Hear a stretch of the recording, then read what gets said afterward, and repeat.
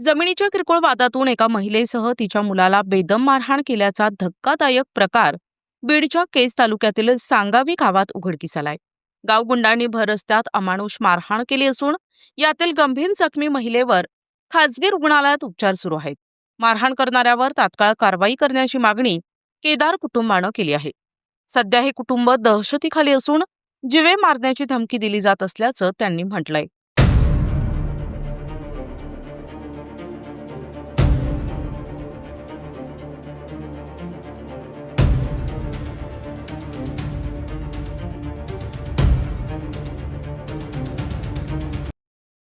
दिनांक 5 डिसेंबरला पोलीस स्टेशनला केलेली मारहाणीची तक्रार का केली या कारणावरून आरोपींनी आई आणि मुलाला रस्त्यात अडवून अमानुष मारहाण केली.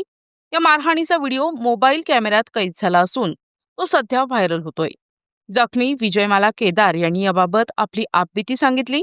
पोलिसांनी अगोदर फक्त तक्रार नोंदवून घेतली, मात्र आरोपींवर कारवाई केली असती तर पुन्हा अशी गंभीर घटना घडली नसती असं त्या म्हणाल्या.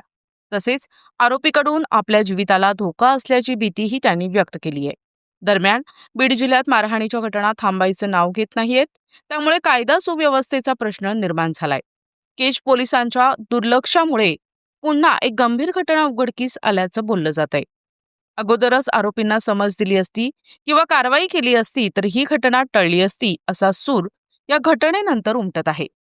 नाण्या रस्ता ओलांडून माझ्या भावाकडे आला. मग मी बघितलं नाही. मग मी काय केलं, मी शेतात खालून उभी होते. धावत पळत येऊन माझ्या भावापाशी उभं राहिले. अशोकराव आणि माझा भाया जवळ उभे होते आणि माझ्या भायापाशी उभं राहिले. ह्याने जे आलं त्या अशोकरावला काय म्हणलं, हे अशोकरावला म्हणला हे रान घ्यायचं नाही. घेतलं तर माझ्या इतकं वाईट नाही, काय जे परिणाम होईल ते तुम्हाला भोगावं लागेल. हे रान घ्यायचं नाही, हे रान माझं नाही. मग अशोकराव म्हणले गप्प बसले, ते काहीच बोलले नाही. मग आम्हाला ह्यांनी शिवीगाळ चालू केली. शिवीगाळ चालू केल्याच्या नंतर आम्ही बी गपचे बसलो, कारण का की आम्हाला ह्याने 5 तारखेचंच मारलेलं होतं. ते आम्हाला काही आमच्यात मार खायापुरती ताकद नव्हती. आम्हाला भरपूर मारलं होतं आणि आम्हाला तेवढं बोलून आम्ही ह्यांच्यापासून निघून जायचा तयारी करीत होतो. ह्यांच्यापासून जावं. मग अशोकरावला बी माहीत होतं की ह्यांना मारणार आहेत. मग हे अशोकराव जरा पुढं गेलं की आम्ही अशोकरावच्या मागं अशोकरावपर्यंत जायचं. मग तितकं करीत ह्यांनी काय केलं, पहिला हे अशोक काशीनाथ केदार, सुमन काशीनाथ केदार आणि गणेश नानाभाऊ केदार ही गाडीवर आली की ह्यांनी आम्हाला घेरायला तयार केली. की दुसरी गाडी आली. दुसऱ्या गाडीवर लक्ष्मण चत्रभुज केदार,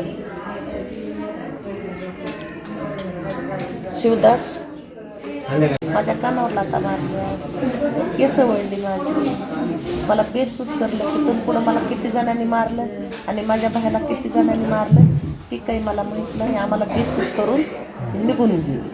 आम्ही तिथं घंटा ते 1.5 घंटा पडून होतो. जरा थोडे सुट्टीवर वाटल्यास आम्हाला आम्ही 112लाच फोन केला कालच्याच. आता ते तुला कोण कोण दिसले तेवढं सांग. आता कोण कोण होते? पहिल्या नंबरला म्हणजे सगळे सांग कोण कोण होते मारायला. अशोक काशीनाथ केदार. बर एक. नानाभाऊ काशीनाथ केदार. 2. सुमन काशीनाथ केदार. बर ही आई त्याची. आई त्याची. गणेश नानाभाऊ केदार. पवन नानाभाऊ केदार. अश्विनी नानाभाऊ केदार आणि वैशाली काशीनाथ केदार. शिवदास हरिभाऊ तस.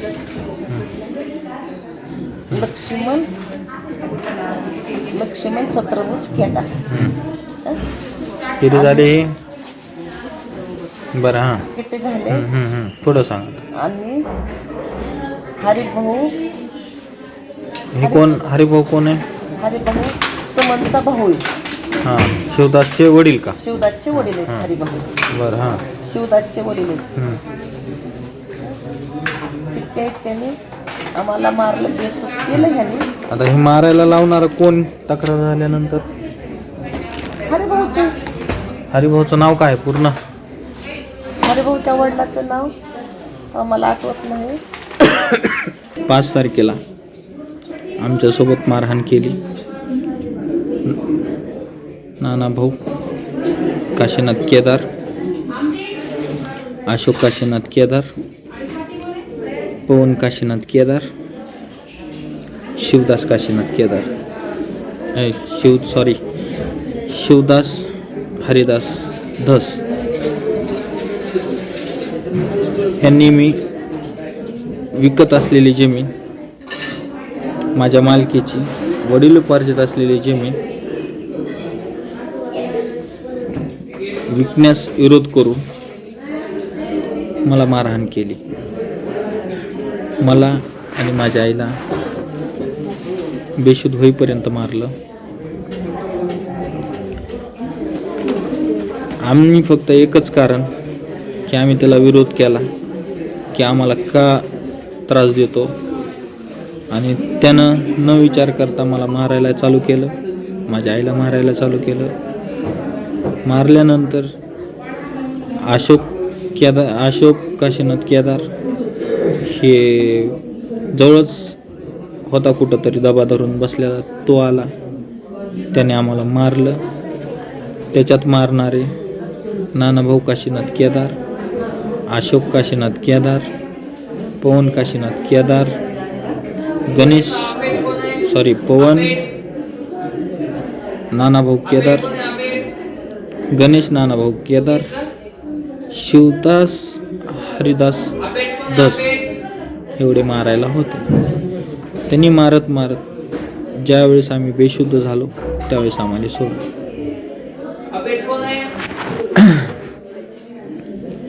मी ज्यावेळेस शुद्धीवर आलो त्यावेळेस मी 112ला फोन केला. 112च्या कंट्रोल रूमला फोन करून सांगितलं की मला पोलीस मदत आणि ॲम्ब्युलन्सची मदत तत्काळ पाहिजे. ॲम्ब्युलन्सला त्यांनी सांगितलं की वेळ लागेल.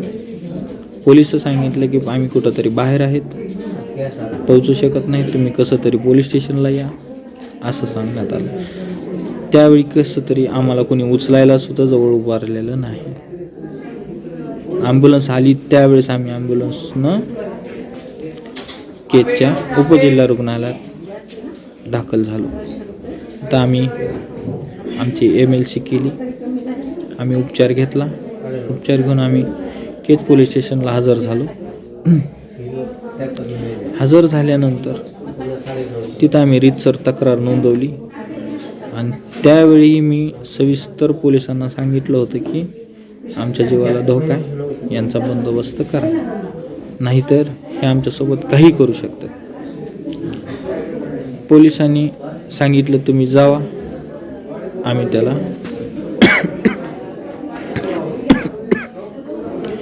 ते तुम्हाला काही करणार नाही. आम्ही त्यांच्या विश्वासावर गावाकडे आलो. गावाकडे आल्यानंतर माझ्या मनात संशयच होता की हे आम्हाला काहीतरी करणार आहेत. त्याच्यामुळं मी रात्री 12 वाजता आम्ही गावाकडे आलो. 2 वाजता मी SP ऑफिसला मेल केला की आमच्या जीवाला धोका आहे आणि आम्हाला याच्यापासून न्याय मिळावा. त्यानंतर आम्ही दुसऱ्या दिवशी आमचं सकाळी उठून भांडणाचं नको, आम्ही सध्या राहत आंबेजोगाईला राहत असल्याने आम्ही आंबेजोगाईला निघालो. तितक्यात मला तार कंपाऊंड करण्यासाठी,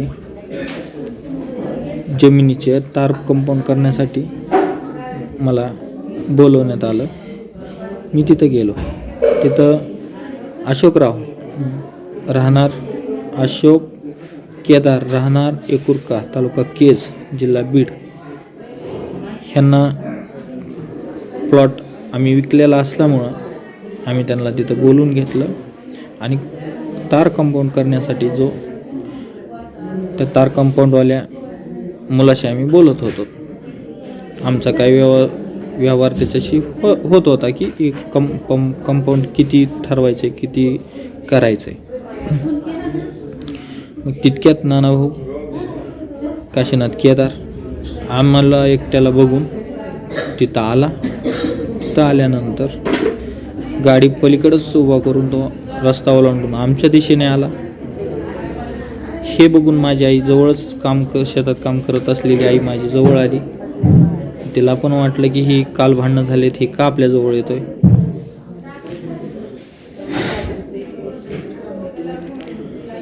जवळ आला.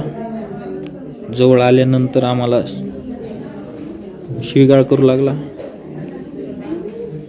अशोकरावांना धमकी देऊ लागला, तुम्ही जर शेत घेताल, रान घेताल तर माझ्यापेक्षा बरं वाईट कोणी नाही आणि सगळ्यांना आम्ही मारलंय, तुम्हालाही माराय कमी करणार नाही. अशोकराव म्हणले, गप बसले. ते तिथून थोड्या आमच्याजवळ थांबले. तितक्यात 2-4 गाड्या आल्या. गाड्या आल्या आणि त्यांचे लोक गोळा व्हायला चालू झाल्यानंतर आमच्या मनात संशय आला की हे आम्हाला मारणार आहेत. ह्या चाहुलीनं आम्ही काय केलं, मी व्हिडिओ शूटिंग चालू केली. आमच्या 1-2 वेळेस अंगावर आला होता, त्याच्यामुळे मी व्हिडिओ शूटिंग चालू केली. आता व्हिडिओ शूटिंगमध्ये सगळं चित्रित झालेलं आहे. त्यानंतर मी व्हिडिओ शूटिंग बंद करावी म्हणून मला धमक्या देण्यात आल्या, मला बंद कर, आम्ही तुला सोडणार नाहीत. व्हिडिओ शूटिंग केलीस. त्यांच्या मनात पोलिसांच्या बाबतीत कसलीही भीती नाही. पोलिसांना कसलंही ते मोजत नाहीत. पोलिसांची आम्ही तक्रार केलेली असताना देखील आमच्याजवळ येऊन उभा राहणं, आम्हाला शिवीगाळ करणं, आम्हाला मारहाण करणं, इथपर्यंत त्यांची हद्द आहे. मी त्यांच्यापासून लांब जाण्याचा प्रयत्न केला. मी आणि आई आम्ही दोघंच होतो. आम्ही लांब जाण्याचा प्रयत्न केला तरी आमच्याजवळ येऊ आम्हाला ते मारण्याचा प्रयत्न करायला लागले. तितक्यात जवळ येऊन अशोक काशीनाथ केदार, नानाभाऊ काशीनाथ केदार हे दोघंजण आमच्या अंगावर आले. अशोक काशीनाथ केदारने आईच्या 2 कानाखाली मारल्या. आई खाली पडली असलेले एक जवळच असलेले लाकूड घेतलं आणि ते फिरून आईच्या डोक्यात मारायचा प्रयत्न केला. आईनं ते लाकूड चुकवलं, आईच्या हाताच्या खाली लागलं, बरगाडीत लागल्यानंतर दुसरी काठी तशीच फिरून आईच्या डोक्यात घालण्याचा प्रयत्न केला. ती पण चुकली, ती दुसऱ्या बरगडीत लागली आणि तिसरी काठी तशीच फिरून डोक्यात घालण्याचा प्रयत्न केला. तितक्यात वैशाली, अशोक केदार, अश्विनी, नानाभाऊ केदार यांनी आईच्या केस पकडून खाली वाकविल्यामुळं ती आईच्या पाठीत काठी लागली. ते लाकूड होतं.